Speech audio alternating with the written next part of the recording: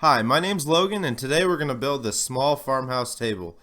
It's a 3 foot by 3 foot table, and we're going to start out by planing down the 4x4s that I cut for the legs.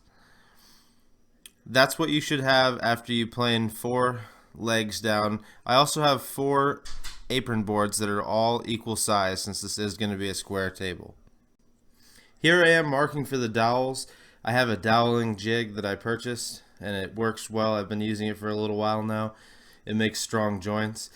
I used pocket holes at one point for the base, and it just doesn't seem as strong if you know, are dragging the piece across the floor, the base, and it can loosen up sometimes. So dowels are stronger. Obviously, mortise and tenon seems to be the strongest, but this is where I am right now.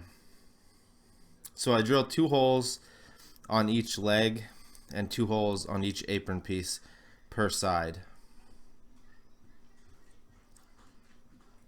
It definitely helps to have a collar on your drill bit. I've used tape before, but the collar is more accurate. I'm using 3-inch dowels, so I'm drilling in a hair over an 1.5-inch hole into each piece.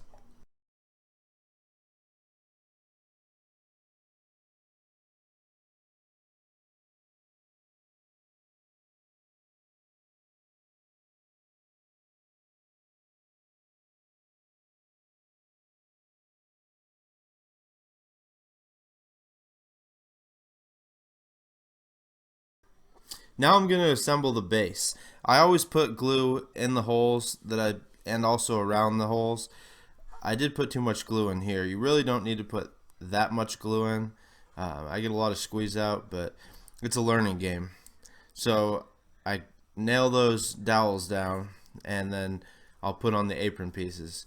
It does get tricky, obviously, when you have longer aprons, but since this is a square and it's a 3 foot by 3 foot square, my clamps can fit it pretty easily. Now, just to mention that most of my videos are at 2 times the speed, and of course I edit a lot of the stuff out to not make it insanely boring, but this can be a slow process. I mean, I know there's a lot of workers out there that work super fast. Jimmy DeResta being one of them. He's a lot more skilled than me, and he's super efficient, but I tend to be pretty slow. Now I'm checking the dowel joints for square, and they are certainly square.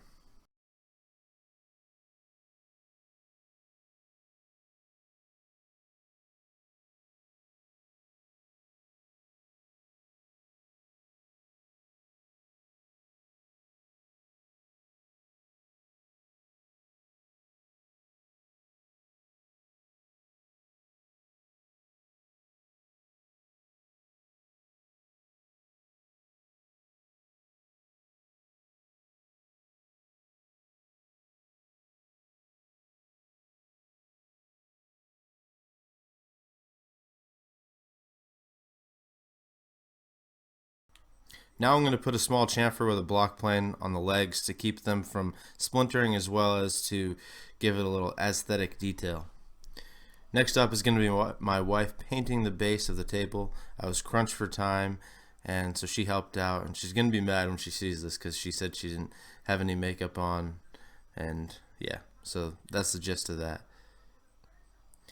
Now I'm going to work on the top. I just do it the same as everything else. I always plane the boards first. It minimizes sanding and it gives everything a uniform thickness. So I plane the tabletop boards. Now I am cutting off the ends. Now, since this is a small table, I was able to get away with just using 3.5 2x6s. That way I could cut the ends off and make it 36 inches wide. And this is where I'll cut them in half here. There is some waste, obviously. It's a 3-foot table, and I'm using roughly 4 feet pieces. But if this was a nicer wood, then I would worry more about waste, but I'm certainly not here. So those are the pieces cut down to approximately 4 feet, and they're obviously oddly shaped pieces because I just did it by hand. I didn't measure them really, besides the first one. Now I clamped them up in sections. I clamped up 3 boards in one section and 4 boards in the other section, totaling up again to 36 inches, meaning that the middle board is going to be 6 inches, the other boards are going to be 5 inches each. Now I use a paint scraper to scrape off the glue while it's still in clamps, and that's because it's not fully dried yet. I like to get the glue before it's fully hardened, but it is hardened somewhat just because it makes it easier to scrape than when it's fully hardened, obviously.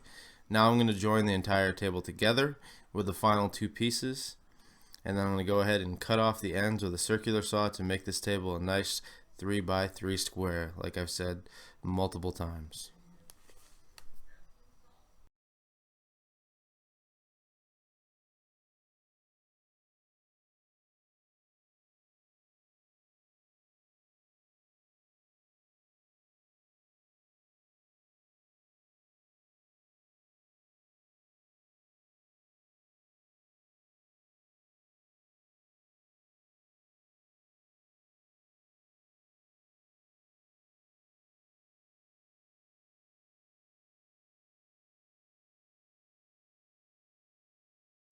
Now for everybody's favorite part, I'm sanding, and I'm going to go ahead and put a little chamfer around the edge to give it a nice clean look.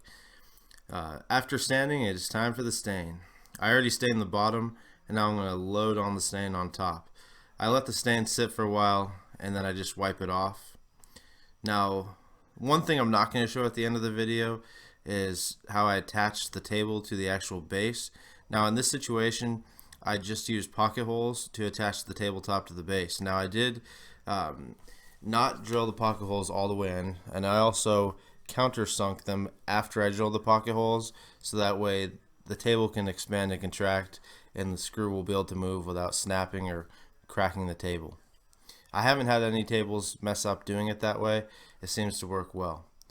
So once you put on the stain, you can see how nice and shiny it looks. After it dries, it looks dull, and that's when it's time for polyurethane, which is what I'm doing here. This is just a water-based polyurethane. It is a gloss, and I'm just wiping on with the brush, and then you will see the finished product. So again, I just want to thank everybody for watching this video.